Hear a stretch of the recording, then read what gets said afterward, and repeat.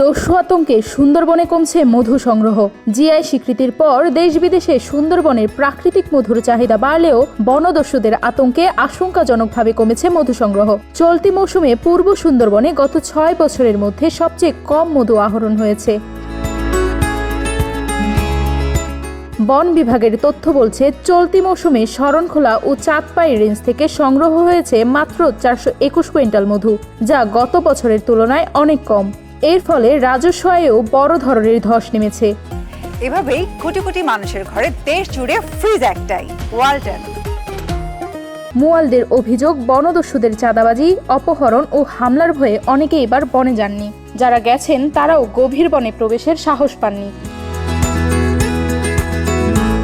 পরিবেশবিদরা বলছেন, বনদস্যুদের দৌরাত্ম্যের পাশাপাশি জলবায়ু পরিবর্তনের প্রভাবেও কমেছে ফুল, ফলে কমেছে মৌচাক ও মধুর উৎপাদন।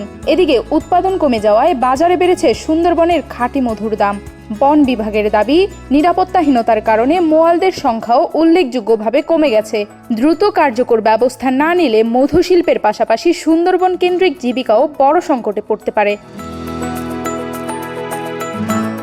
ইসরাত জাহান মায়ানুর, নিউজ ডেস্ক, প্রতিফলন।